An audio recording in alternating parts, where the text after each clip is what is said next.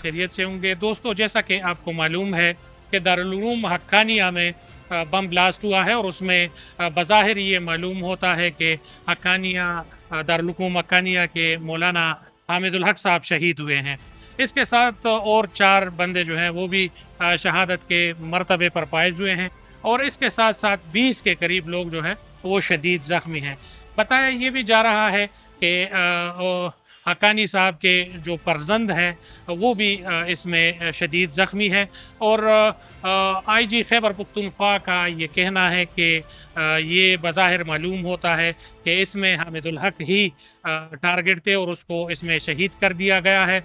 अभी इस वक्त मैं पेशावर के इमरजेंसी में मौजूद हूँ। यहाँ पर रियाज महसूद साहब जो DC पेशावर है उसके कहने के मुताबिक पेशावर के चारों बड़े हॉस्पिटल्स में इमरजेंसी नाफिज कर दी गई है और तमाम तर अमले को बुलवाया गया है क्योंकि वहाँ से जो रेपर हुए ज़ख्मी हैं उनका यहाँ पर इलाज मुआवजा हो सके।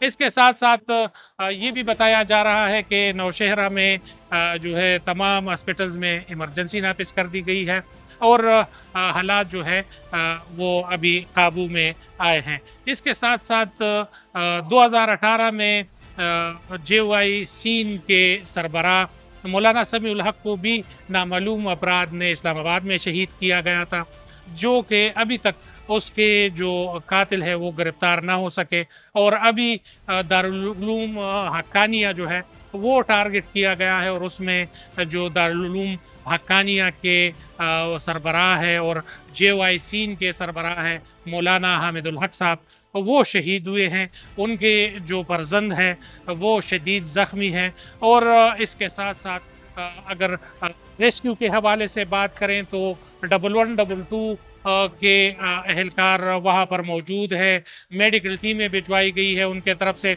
अल खिदमत फाउंडेशन पेशावर और अल खिदमत फाउंडेशन KPK की गाड़ियाँ वहाँ पर पहुँचा दी गई है। इसके साथ साथ ED के एम्बुलेंसेस ने भी ऑपरेशन में हिस्सा लिया है और इस वक्त तमाम अमला जो है नौशहरा में भी मौजूद है। इसके साथ साथ DPO नौशहरा का भी ये कहना है कि यहाँ पर हालात काबू कर दिए गए हैं और धमाके की नीयत के हवाले से मालूम किया जा रहा है। अभी तक किसी भी तंजीम ने इस धमाके की जो जिम्मेवारी है वो कबूल नहीं की है और इस वक्त जो है तमाम तर मालूमात इकट्ठे किए जा रहे हैं। जो भी इंशाल्लाह मालूमात होगी, जो भी इसके बाद न्यूज़ होंगी वो तमाम लोगों के सामने रखेंगे। आप हमारे साथ रहिए, चैनल को लाइक करें, सब्सक्राइब करें और बेल का आइकन दबाएं। बहुत शुक्रिया। अस्सलाम वालेकुम।